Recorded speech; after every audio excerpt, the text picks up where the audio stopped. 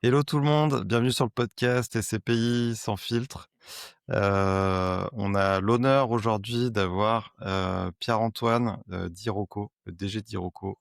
Bonjour Pierre-Antoine Bonjour Clément. et bonjour Alexandre qu'on ne présente plus. Bonjour Clément, bonjour Pierre-Antoine. Bonjour Alexandre. Pierre-Antoine, tu es le DG d'Iroko. Alors peut-être parler un peu de ton parcours avant d'en arriver là et ensuite enchaîner sur Iroko, qui est très connu bien sûr sur le marché. Avec plaisir. Donc je m'appelle effectivement Pierre-Antoine Burgala, je suis directeur général d'Iroko. J'ai à peu près 15 ans en gestion d'actifs, un peu plus, et particulièrement en immobilier. Et j'ai notamment travaillé chez Novaxia, qui est également connu, et Swiss Life Asset Management. Et du coup, comment a été le passage de Novaxia à créer une SCPI? Parce que pour avoir un pote qui a créé une SCPI, Kianeos Pierre, c'est quand même hyper compliqué, surtout au démarrage de créer Mm. une SCPI. Ouais, il se trouve que justement chez Novaxia, j'étais pas venu seul, j'étais pas arrivé seul. On était arrivé en groupe, en troupe même avec mon ancien patron de l'époque de Swiss Life Asset Management, alors plus particulièrement Reim, hein, à l'époque ça s'appelait encore Swiss Life Reim. Et, et on avait l'idée de créer une SCPI sans commission de souscription. Alors évidemment, il y a d'autres Mhm. frais en échange de l'absence de frais de souscription, mais on avait cette idée-là, alors plus particulièrement portée par mon ancien patron. Il se trouve qu'on n'a pas pu le faire chez Suisse et que Novaxia nous a donné cette opportunité-là. Donc on avait déjà dans nos bagages l'expérience de la création d'une SCPI. Alors la société de gestion était déjà existante, hein, mais donc on l'a fait là-bas. Il se trouve que ça a été la première SCPI sans frais de souscription qui s'appelle Neo. Et par la suite, tout un tas de raisons, les vies évoluent et j'ai eu l'opportunité donc de rencontrer des associés qui lançaient Iroko. Moi, j'avais une expérience assez significative en gestion d'actifs, le monde régulé, entre guillemets, alors qu'eux sont plutôt des acteurs, soit de la digitalisation, soit de l'immobilier au sens pur du terme. Et donc, tout ça a bien fonctionné et on a lancé Iroko et la SCPI Iroko Zen ensemble. Mm. OK. Alors je tire un peu le fil, du coup, c'est vrai que la création de SCPI sans frais d'entrée, ça fait un bang Mmh. dans le milieu, des SCPI, dans le milieu des CGP aussi. Il y en a qui sont pour, il y en a qui sont contre. Mmh. D'où est venue l'idée et pourquoi? Effectivement, c'est assez clivant, c'est assez clivant. Déjà, je fais un disclaimer, fair play, on va dire, vis-à-vis de tout le marché. La structuration de frais, c'est, une façon de traiter la SCPI. Néanmoins, heu, que vous ayez des frais ou pas de frais à l'entrée ne veut pas dire que vous avez une mauvaise ou une bonne gestion. Donc on a Mmh. des très bonnes équipes de gestion, dans le marché qui, proposent des SCPI avec des frais de souscription et d'autres qui, comme nous, qui n'en avons pas et qui, j'estime, avoir une très bonne équipe de gestion. Donc ça, c'est un premier point. Le deuxième point, c'est plutôt un constat, c'est-à-dire que le monde de l'épargne a beaucoup évolué et c'est vrai que la SCPI, c'est un fonds qui existe depuis une soixantaine d'années, alors qu'il y a un succès plus récent, ça a une quinzaine d'années de succès. Mais c'est un vieux fonds, c'est ça que je veux dire. Et elle a été structurée à l'époque, avant tout pour des réseaux de distribution type bancaire. Et quand elle a été structurée de telle manière pour que toutes les parties puissent, entre guillemets, percevoir des capitaux à la collecte. Alors, quand je dis que la gestion d'actifs, elle évolue, c'est qu'aujourd'hui, Heu, ça fait partie de ces derniers fonds à avoir des frais de souscription, c'est-à-dire que vous payez à l'entrée pour voir, en fait, le fonds. Et Mmh. nous, on a voulu ramener ça à 0 parce qu'on estime que, un produit, vous y restez parce qu'il est bon et vous le consommez. Donc, c'est un peu la philosophie qu'on a sur Iroko et Iroko Zen. C'est que si ça vous plaît, vous y restez. Alors évidemment, on est sur de l'immobilier, donc la durée recommandée de placement est quand même longue, hein, il faut pas avoir un Mmh. comportement très volatile. Et néanmoins, vous avez cette liberté. Je fais exprès de pas dire liquidité parce qu'on est quand même sur un sous-jacent, mais vous avez Oui. cette liberté de pouvoir en sortir ou pas. Ensuite, c'est aussi, si je prends un peu plus de hauteur, un débat plus philosophique de la rémunération de la société de gestion pour le fonds. En n'ayant pas de commission de souscription, évidemment, il faut qu'on se rémunère par ailleurs. Nous, on se rémunère sur nos actes de gestion. C'est-à-dire que quand on va acheter un immeuble, on va prendre 3 commission, d'acquisition. On va également prendre un peu plus de commission de gestion sur les loyers, on prend 12 de commission sur les loyers. Je fais exprès aussi d'insister sur le mot «sur les loyers» parce que l'assiette est bien sur les loyers et non pas sur Mmh. le capital du client. Donc on se rémunère, davantage à la gestion. In fine, on se rémunère pour notre bon travail. Pourquoi je dis ça? C'est qu'au final, ça aligne les intérêts entre l'épargnant et la société de gestion dans le sens où si on fait bien notre boulot, qu'on collecte bien, mais qu'on investit surtout bien, c'est-à-dire qu'on n'est pas rémunéré à la collecte, mais plutôt à l'investissement, et qu'on fait nos meilleurs efforts pour aller chercher le plus de loyers possible, là, on va bien vivre. Ouais. Et du coup, je pète complètement le plan de Clément, mais, hem, Merci il y a Alex. il y a aussi en termes d'alignement des intérêts, si, il y a une plus-value sur les actifs, vous prenez une commission, mais uniquement s'il y a une plus-value. À l'arbitrage, ouais. Effectivement, ouais, alors là, on voit un peu de tout dans le marché. Vous avez des sociétés de gestion, sur leur SCPI qui prennent 2-3 points, et sans précision sur l'état, en fait, de cession de l'actif. Donc, peu importe si c'est en moins-value, plus-value, flat. Ouais. Nous, on a eu une démarche plutôt on n'est pas les seuls, hein, il y en a quelques autres qui le font, mais on a eu une démarche plutôt dite institutionnelle, sans que ça soit, péremptoire, puisqu'on prend effectivement, 5 mais dès lors qu'on réalise une plus-value. Sinon, on prend rien. Mais moi, je trouve ça bien parce que, enfin, effectivement, tu le disais, mais il y a des SI, ils prennent des fees à la sortie, quoi qu'il arrive, si c'est en plus ou moins-value et je trouve que là, ça incite aussi à faire tourner un peu le portefeuille, tu vois? À dégager de la plus-value, en distribuer. Alors des acteurs comme Quorum qui le font très bien, Ouais, mais je pense que ces dernières années, tu as eu des acteurs qui ont eu plutôt tendance à accumuler, tu vois? À faire grossir la tout à fait. SCPI justement pour, derrière avoir des fees de gestion et puis, laisser dormir le patrimoine. Donc j'ai l'impression que c'est Tout à pas fait. le Bah, ça, cas c'est sur Heroku. symptomatique. Ouais, je partage complètement Clément, de toute façon, c'est symptomatique de la période qu'on a traversée et il faut pas leur jeter la pierre, hein. Mmh. Alors bravo à Quorum effectivement qui a également, heu, anguillé dans ce momentum de marché où, les taux étaient bas, ne faisaient que baisser et en fait, il suffisait d'acheter un immeuble, de croiser les bras et on gagnait de l'argent. On constate tout ça et ce qu'il faut en retenir, c'est qu'une SCPI, elle doit malgré tout être quand même assez dynamique dans la gestion de son parc. Et ça nous y incite aussi. On va jamais être tenté de céder, même s'il y a de la plus-value, à un actif qui est très, très bon en termes de rendement, pour la SCPI, surtout s'il est très cohérent dans le parc.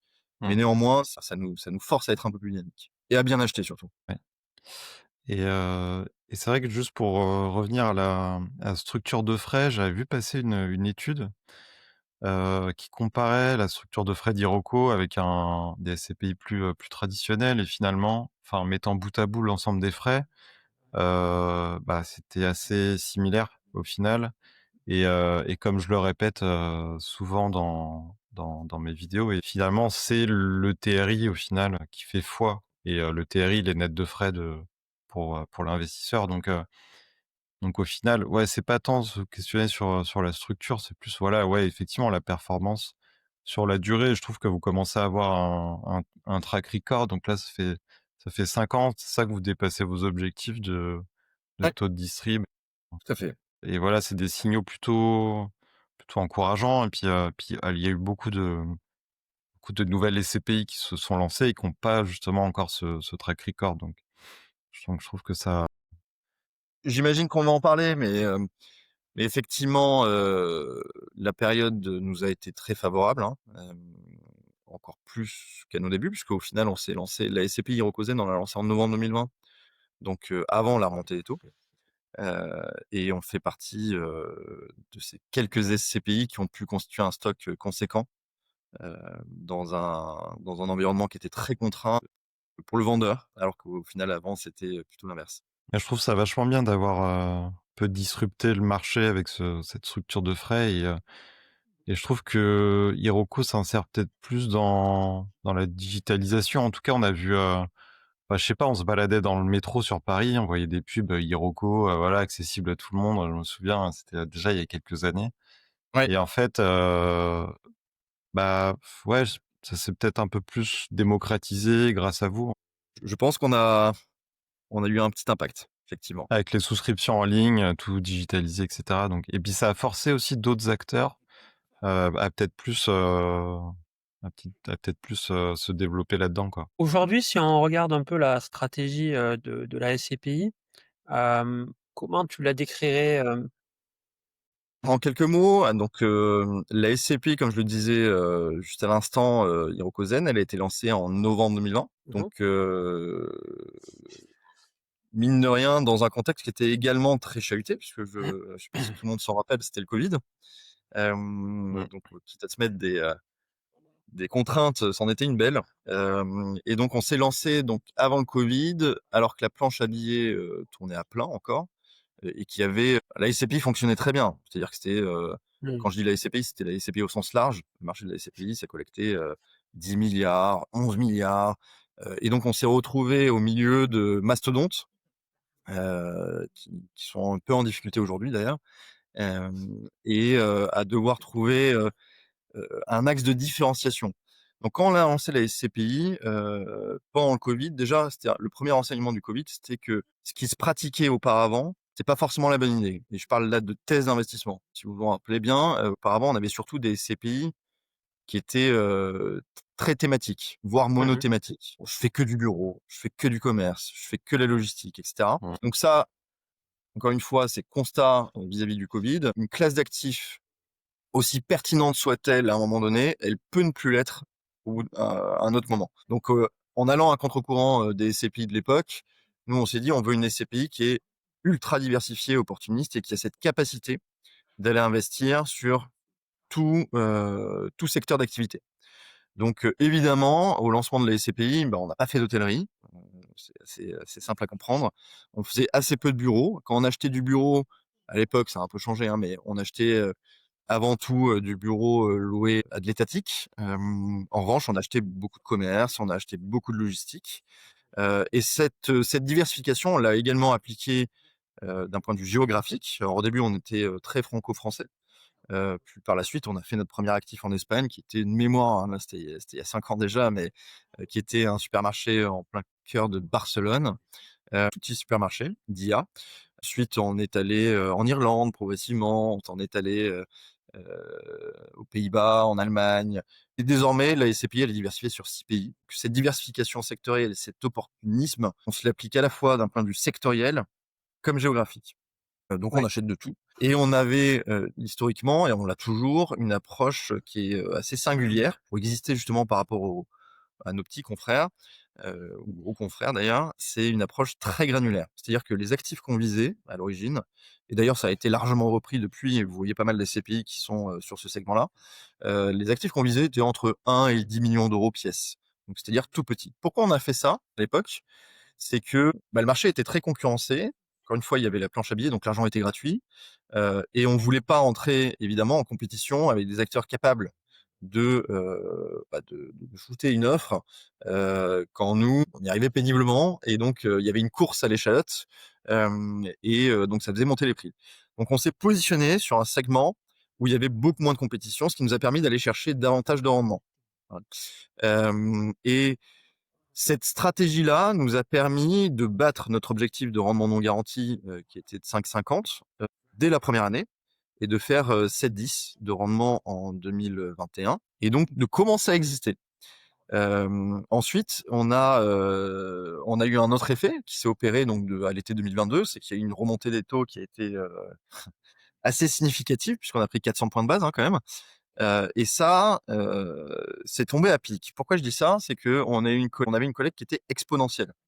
Le rendement a attiré, comme vous le disiez très justement, tous les 2, Alexandre et Clément, on a apporté d'autres choses à la SCPI, c'est-à-dire une transparence, le digital, une simplicité de souscription pour nos partenaires et pour les investisseurs, l'absence de frais de souscription avec beaucoup de pédagogie. Bref, tout ça a fait qu'on était plutôt apprécié, bien regardé, et donc ça a provoqué une collecte assez significative, et donc on s'est retrouvé avec beaucoup de capitaux, en portefeuille à déployer dans un moment qui a été chahuté pour les uns, et donc qui a, inversé le bras de fer entre l'acheteur et le vendeur.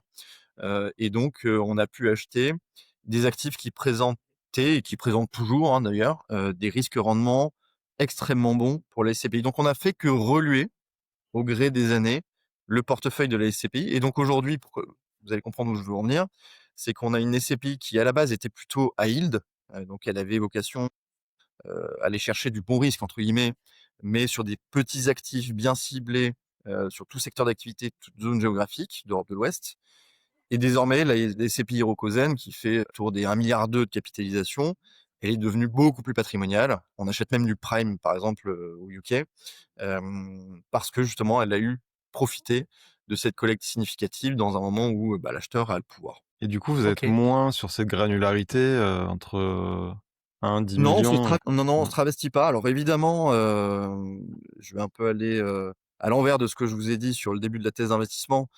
Comme il y a moins d'acheteurs, bah, aujourd'hui, quand vous êtes une SCPI, comme les 4-5 qui collectent beaucoup, et que vous avez cette capacité de déployer, beaucoup d'argent, il y a une prime à aller acheter des choses un peu plus grosses que ce qu'on avait l'habitude de faire. C'est-à-dire qu'à 30 millions d'euros, 40 millions d'euros, vous avez plus personne. J'exagère un peu, mais pas loin. Donc, effectivement, on s'autorise à sortir de notre cadre classique qui est aujourd'hui de 1 à 20 millions d'euros pièce pour acheter des actifs sur lesquels il y a une prime à la taille. En revanche, on reste très granulaire dans le sens où aujourd'hui on a à peu près 150 actifs en portefeuille, ce qui fait une taille moyenne de 8 millions d'euros par actif. Donc c'est tout petit. Pour une SCPI de cette taille, c'est mmh. effectivement des actifs de taille modeste. Et ça, on le continuera, c'est notre ADN. C'est le concept de l'antifeignantise, hein. C'est-à-dire que c'est toujours plus simple quand vous avez beaucoup de capitaux, comme c'est le cas aujourd'hui, où on a collecté un peu plus de 300 millions d'euros depuis le début de l'année, d'aller vers des gros deals. Comme ça, vous remplissez les cases très vite et effectivement, il y a moins de travail pour la gestion. Mmh. Mais le risque, c'est que vous le payez plus tard. Et voilà, donc on continue sur cette granularité. Et les deals même, quand ils sont un peu plus gros, est-ce que, est-ce que vous avez toujours un objectif de rendement, heu, sur chaque deal, ou s'ils sont prime, vous êtes prêt à abandonner un peu de rendement par rapport au portefeuille moyen, actuel de la SCPI? Ouais, alors, comme je le disais, c'est plutôt l'inverse aujourd'hui qui se passe. C'est-à-dire que, Ouais, j'ai presque envie de dire que plus c'est gros, plus vous avez de rendement aujourd'hui, ouais. à qualité équivalente, hein, évidemment. Et là où on est, enclin à concéder, un rendement, cible, c'est plutôt en fonction des zones géographiques. L'intérêt aussi de la diversification, géographique, c'est que, les marchés sont asynchrones. Tous les pays ne réagissent pas de la même manière et vous allez aller capter, heu, des opportunités, dans certains marchés, plus de rendement dans d'autres et bah, sur certains pays, le fait est que vous n'allez pas pouvoir avoir le même rendement actif de même qualité que sur un autre pays. Par exemple, si je suis un peu plus clair, aujourd'hui au Royaume-Uni, et on y va beaucoup, c'est un momentum d'acquisition qui est absolument fantastique et on arrive très fréquemment à aller chercher des rendements très élevés avec des qualités de locataires très bonnes, et des emplacements totalement prime.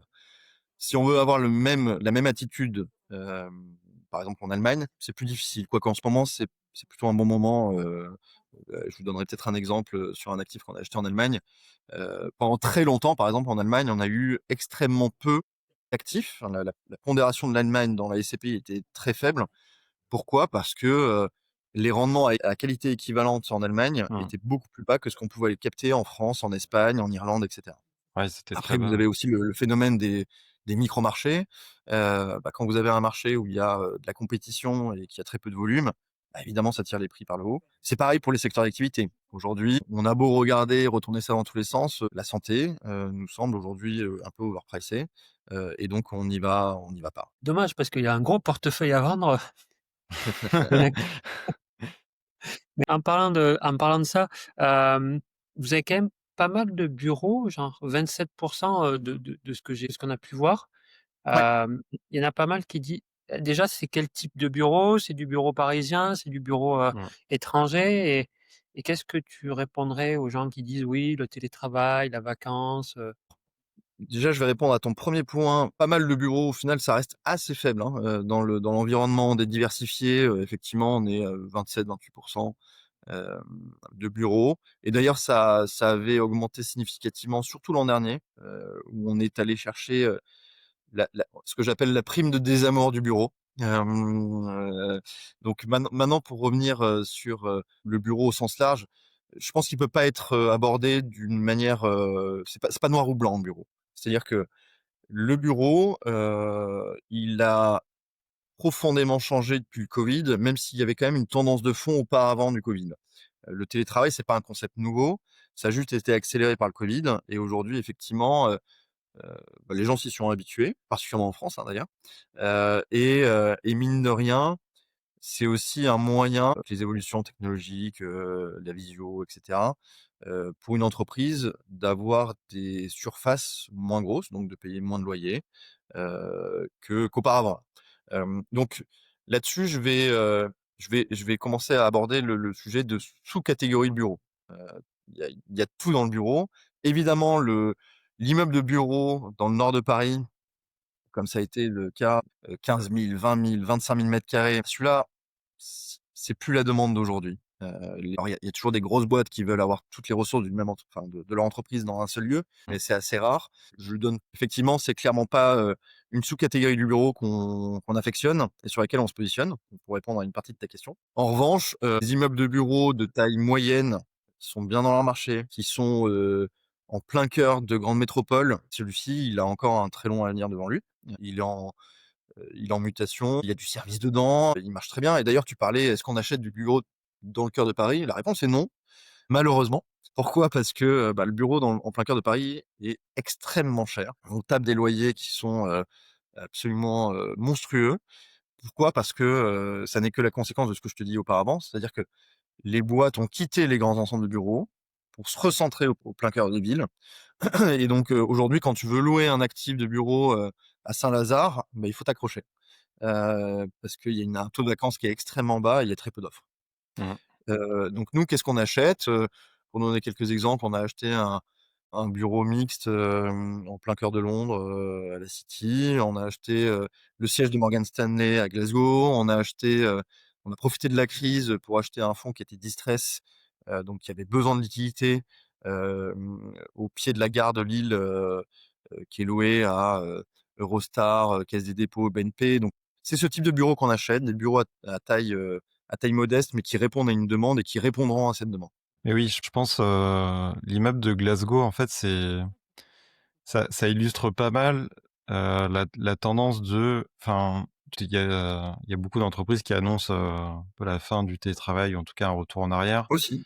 et notamment, les banques, qui ont des activités, assez clés, des métiers clés en front et cetera. Ils ont dit: «Allez, c'est fini le télétravail, tout le monde, retourne au travail», et l'immeuble de Glasgow, voilà, c'est en plein cœur de ville, et on peut considérer ça comme prime, hein. Je me Mmh. corrige Ouais, tout à fait. si je dis pas de bêtises, mais et le taux d'acquisition, du coup, vous l'avez eu à combien? J'ai On plus le l'a vu à chiffre.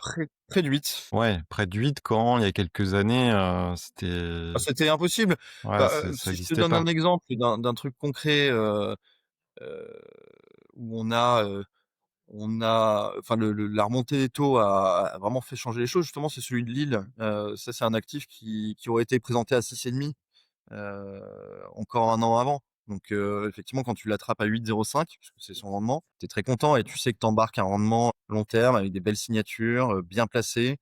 Même si un des locataires s'en va, tu sais que, bah, voilà, tu es au pied de la gare Lille-Europe, a priori, ça devrait bien se passer. Moi, je reste convaincu que vraiment les meilleures opportunités sont en ce moment. Et Je confirme. je pense qu'on atteint un peu heu, le bout des baisses de valeur, non?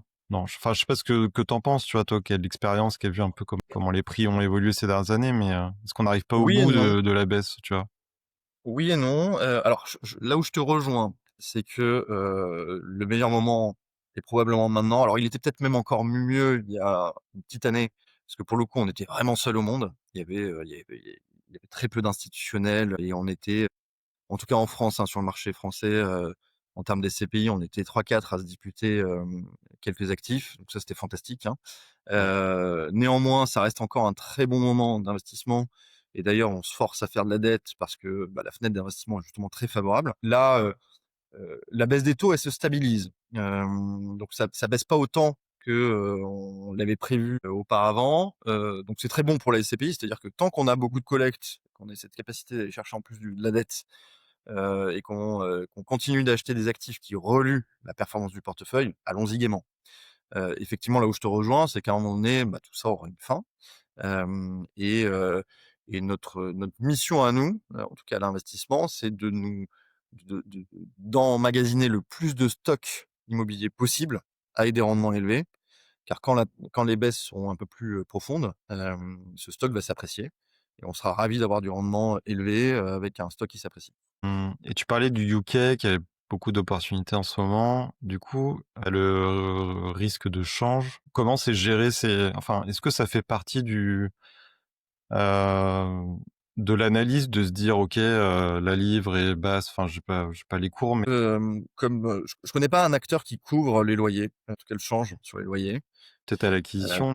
Exactement, donc nous aussi on le fait à l'acquisition, parce que c'est quand même des gros volumes, engagés, donc en revanche ça coûte trop cher en performance de couvrir, les loyers, donc on ne le fait pas. Notre constat, il est le suivant: déjà, il y a la fenêtre d'opportunité UK qui est incroyable et dont il faut profiter. Ça, c'est un premier point.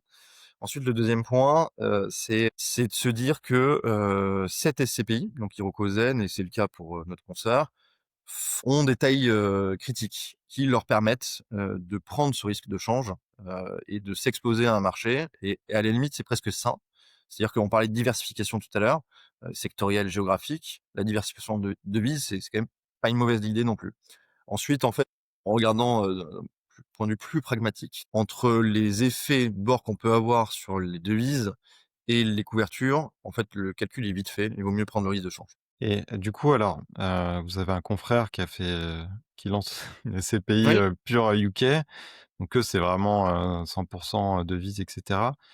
Moi, ça m'amène à la question, Iroko, voilà, tu disais ça fait 1,2 milliard. Pourquoi pas avoir fait un Iroko 2 ou tu vois, une SCPI thématique ou, Mmh. Alors déjà que tu crois. Donc effectivement dans les tuyaux, c'est un peu en avant-première que vous l'avez, mais on va très prochainement lancer une nouvelle OK. SCPI pour laquelle on a eu, notre visa, donc Ah OK. c'est de l'acquis. Mmh. En revanche, pour revenir sur, ta question de la thématique, ça serait quand même travestir tout mon discours. C'est pas votre Hem, ADN, ouais, de ce que je comprends, ouais. non, Mmh. alors je trouve que ce que fait notre confrère est malin, et après, on en voit bien la limite. Enfin, ils en définissent la limite. C'est-à-dire que c'est une SCPI à capital fixe, donc il y a, un montant maximal, et donc c'est une fenêtre de tir. Et nous, on estime que Hirokozen et sa petite sœur, c'est des SCPI qui sont censés vivre 99 ans, être un outil de vie, de transmission, de retraite, et cetera. Donc on veut des produits, très long terme. C'est encore une fois une bonne idée. Je pense que c'est la meilleure façon d'ailleurs d'adresser le monothématique, mais on n'ira pas. Mais du coup, je voulais revenir un tout petit peu sur la capacité à déployer la collecte parce que, si j'ai bien retenu, c'est 300 millions depuis le début de l'année, Ouais, et en plus, vous prenez de la dette. Donc oui. ça veut dire que, vous n'avez pas le sujet de déployer, difficilement, ces 300 millions 000 dans des actifs, de qualité. Heu, et deuxième question, c'est quoi le délai de jouissance de la SCPI à l'heure actuelle? J'allais y venir parce que ta question me permettait de le faire.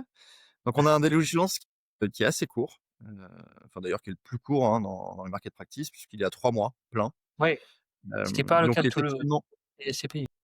non, non, non, bah alors, si vous voulez, on pourrait en parler pendant 1 heure de ce sujet-là, parce qu'on a l'impression qu'on parle d'1 mois ou 2 mois de différence, mais ça a un tel impact sur le rendement que, mais bon, je pense que c'est pas le sujet du jour. Effectivement, on s'est mis une contrainte, mais qui est comment dire? Un argument commercial, hein, pour nous, de dire qu'on est qu'à 3 mois de délai de jouissance. La contrepartie de ça, puisqu'à la base, le délai de jouissance, il a été construit quand même pour permettre aux équipes de gestion d'investir dans de bonnes conditions. Donc, déjà, je vais répondre par, les équipes donc de la directrice d'investissement qui est Marion Bertrand, qui sont, bien fournies, puisque en tout et pour tout, entre Asset et Invest, il y a un peu plus d'une douzaine de personnes chez Iroko, désormais. Donc, on est une jeune société de gestion, mais déjà bien staffée. On va même plus loin puisqu'on a ouvert, l'an dernier notre premier bureau à l'étranger, en Espagne, donc Iroko Iberia, à Madrid, qui nous permet de sourcer et de faire de l'asset. On a, ce souhait-là d'ouvrir d'autres antennes, notamment aux Pays-Bas, notamment au UK. Ensuite, il y a un autre, facteur. Déjà, on shoot beaucoup d'offres. On shoot beaucoup d'offres. On a cette capacité effectivement à collecter.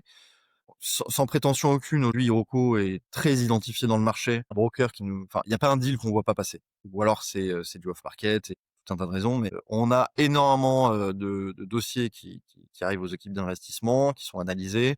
L'an dernier, je crois qu'on en a regardé à peu près 2000, tout ça pour faire 37 acquisitions. Donc l'entonnoir, il est quand même serré. Donc on n'achète pas n'importe quoi. On a des phases de due deal qui sont très pénibles. On shoot beaucoup d'LOI, et ça, on peut se le permettre parce que justement, on a des équipes, qui sont bien fournies, et particularité aussi, c'est que la diversification géographique des SCPI permet d'aller un peu plus vite à l'investissement. C'est pour ça que je souris, sur des délais de jouissance qui sont très longs, parce qu'aujourd'hui, quand vous achetez au Royaume-Uni, puisqu'on parlait de ça il y a 2 secondes, si tout se passe bien, c'est une acquisition que vous pouvez faire en 1 mois et demi. En France, c'est techniquement impossible, hein. D'acheter avant, 3-4 mois, c'est absolument impossible. Donc, le comment dire? La philosophie de se dire que le délai de jouissance permet à la société de gestion d'acheter dans des bonnes conditions, dans le cadre d'une SCPI, étrangère, peu moins vrai. Mmh. Heu, donc on est ravis de cette collecte. Encore une fois, il y a une vraie prime à avoir beaucoup de collectes aujourd'hui, parce que il y a le marché s'est stabilisé, mais il y a encore quand même assez peu d'acheteurs, de grosse taille. Même si on revoit un peu plus de compétition, d'anglo-saxons, américains, des fonds français aussi, hein, des instituts, mais on arrive à déployer dans des très bonnes conditions. On lance donc une autre SCI, qui va nous permettre, également parce que il faut pas fermer Hirokozen à la collecte. C'est le risque de fermer une SCPI, c'est, c'est de casser sa liquidité. Donc, en lançant, la petite sœur d'Hirokozen qui aura des particularités, assez différenciantes, on estime qu'il y aura, une collecte qui va se déverser et ce qui va nous permettre de soft closer un peu le fonds. Alors sans trop en dire, ce serait différenciant en quoi? En en typo d'actifs, en zone géographique, enfin tout en restant diversifié ou? Ouais, ouais, non, alors là-dessus, je pense qu'on a la bonne formule et que ça va rester dans l'ADN, donc d'Iroko Zen, Ouais. sur la structuration de frais, sur la diversification et l'opportunisme.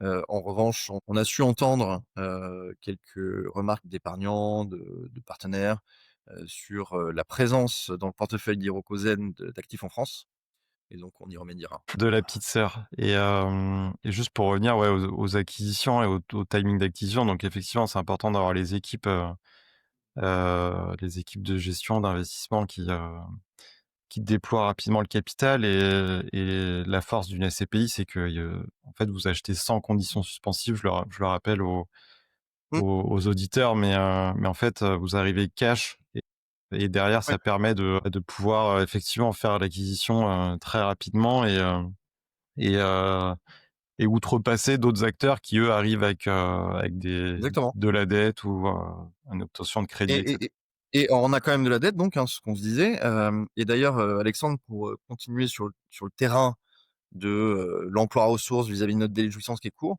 Depuis, fin 2024, comme on a atteint une taille, critique, on a eu la capacité d'aller chercher des crédits, dits corporate. En fait, c'est les lignes de crédit, pour l'expliquer, rapidement, qui sont sans sûreté en collatéral et ça nous permet justement d'optimiser, l'emploi à ressources de la SCPI, et donc, de créer de la performance au-delà de la rentabilité des immeubles. C'est quoi la structure de la dette, du coup, en termes de maturité, de taux? C'est du taux fixe? Enfin, c'est quoi un peu quand tu dis corporate? Avant, on cherchait des maturités qui étaient longues, hein, lorsque les taux étaient favorables. Aujourd'hui, c'est pas nécessairement, notre intérêt d'aller chercher beaucoup de maturité, parce que la dette, elle est chère, et on imagine qu'elle sera, refinancée dans un avenir, relativement proche.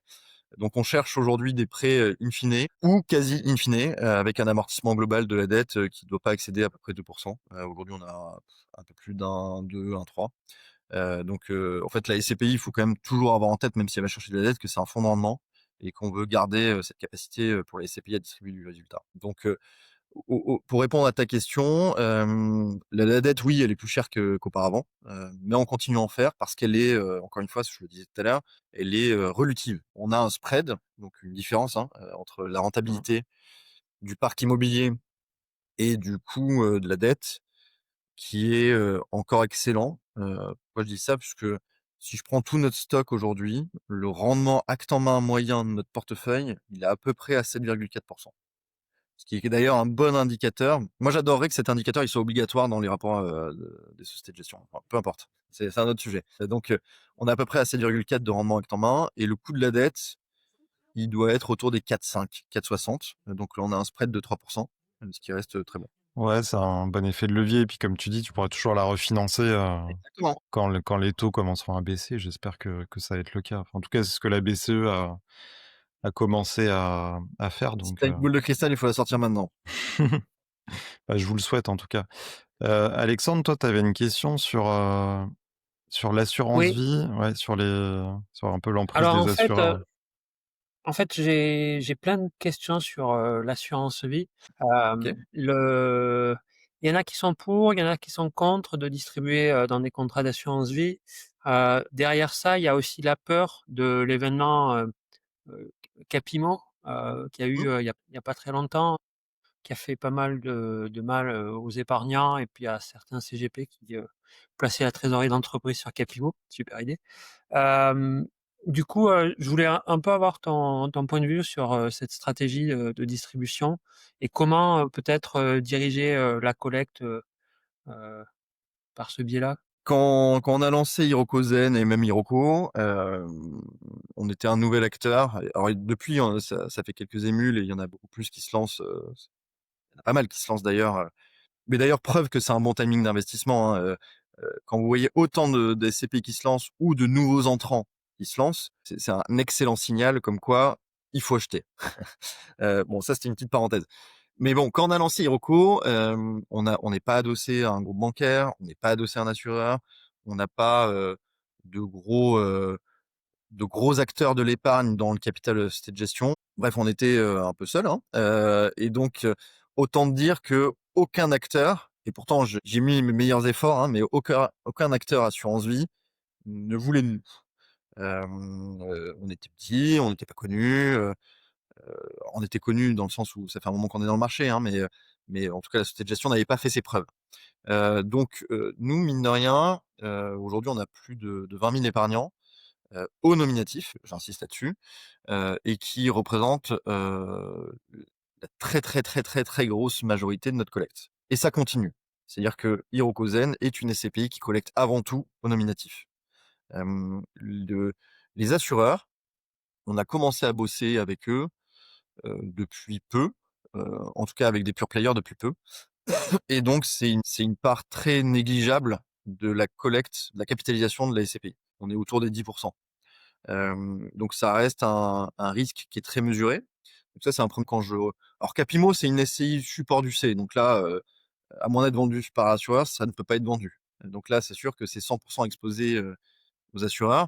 En revanche, si je prends, les SCPI, vous avez des SCPI qui ont été majoritairement vendus dans des contrats d'assurance vie et avec tous les risques que ça peut, comporter ou des comportements d'assureurs qui et je les comprends, c'est-à-dire qu'ils veulent pas porter sur leurs fonds propres, donc ils vont inciter la société de gestion à vendre des actifs, parfois dans des mauvaises conditions, en mettant en place des fonds de remboursement et cetera. Bref, aujourd'hui, en ayant à peu près 10 de ratio d'emprise, tout institutionnel confondu, hein, d'ailleurs, hein, c'est pas que les assureurs, c'est aussi les fonds de fonds et cetera.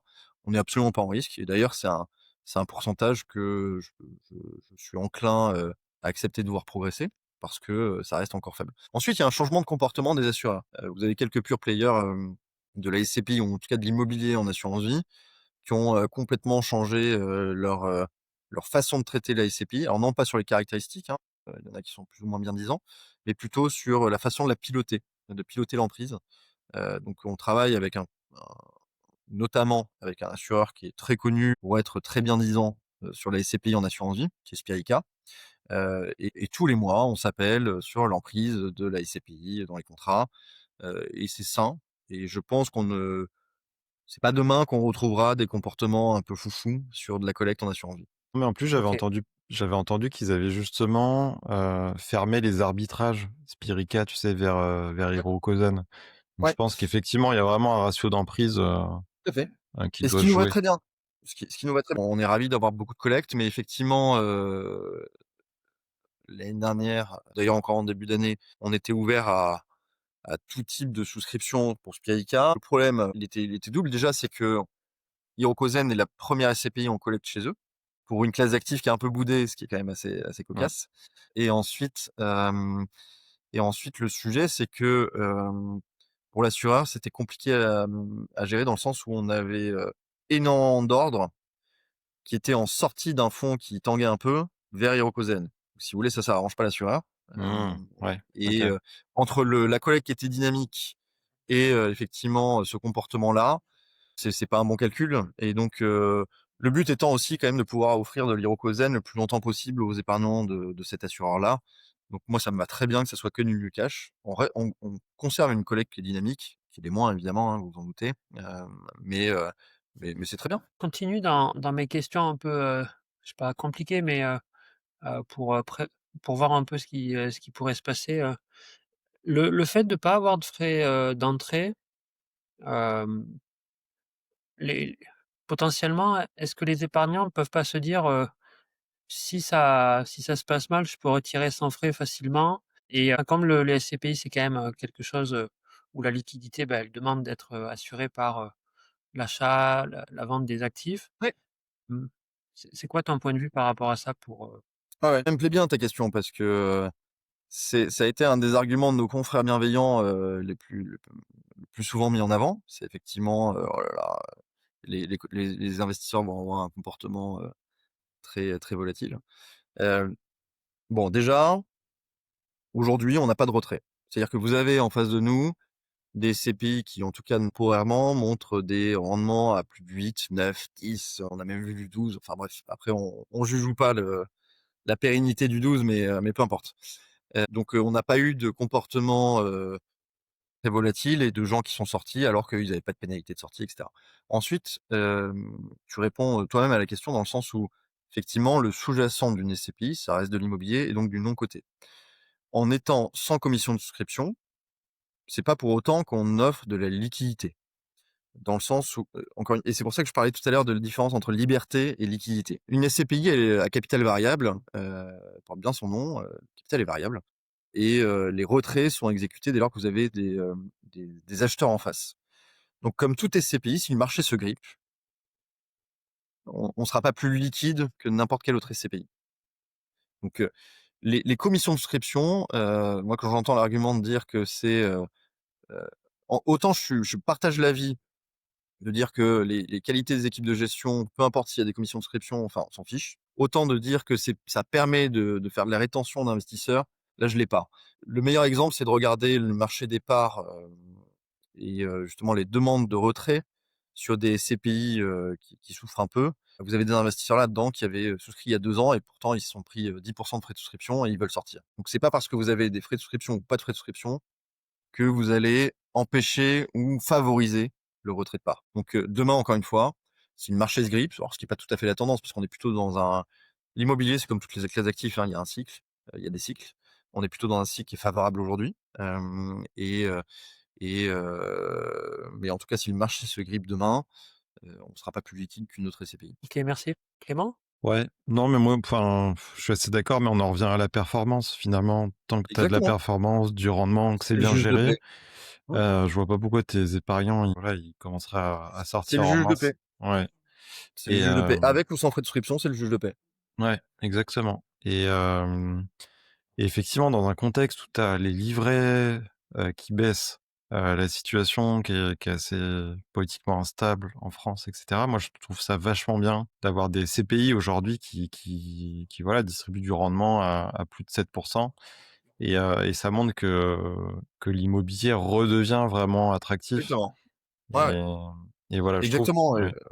bah, je ne fais que partager, je ne peux que partager même ce Mmh. constat. C'est, la SCPI, alors je parle pour l'épargnant, comme nous, c'est-à-dire l'épargnant, lambda. Je parle pas des institutionnels, mais quoique c'est un peu le même comportement, mais la SCPI, elle a souffert, non pas parce qu'on a eu une crise immobilière au final, hein, mais c'était une crise tôt, hein, c'est une crise économique. Autant il y a pendant 10 ans, le rendement offert compte tenu du risque par l'immobilier en SCPI, était excellent par rapport aux autres classes d'actifs.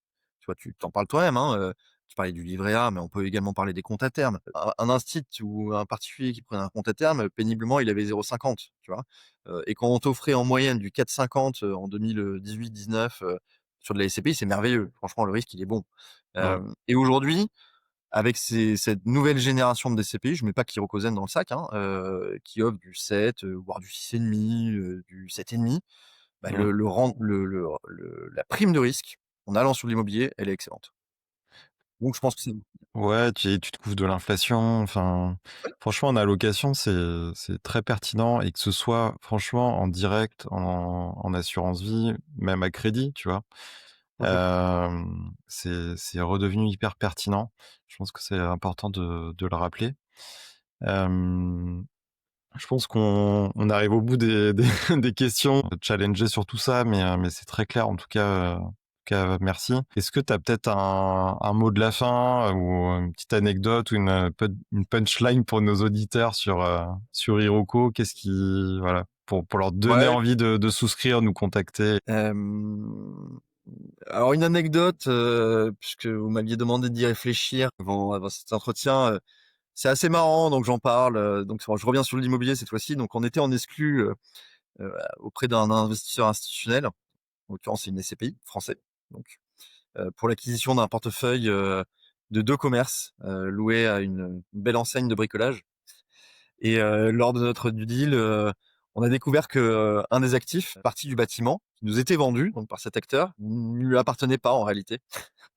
Donc ce dernier, il était pas au courant et il réalise des investigations, pour identifier justement qui est le propriétaire et essayer de résoudre la situation. Donc je trouvais ça assez amusant de vous le dire, parce que comme quoi tout arrive, même dans nos métiers qui sont très institutionnels. Heu, c'est assez fort de se dire, «Je suis propriétaire, en fait je le suis pas». Donc ça, c'était une anecdote assez marrante. Mmh, Hem donc là-dessus et après, que vous dire? Si à la limite, si je reste sur l'immobilier encore, heu, c'est un peu la vie du quotidienne, et je trouve ça sympa de donner, bah, au final la matière, des équipes d'investissement, à votre auditoire. On a acheté en juillet, un actif, logistique à Retafe, donc près de Madrid, hein.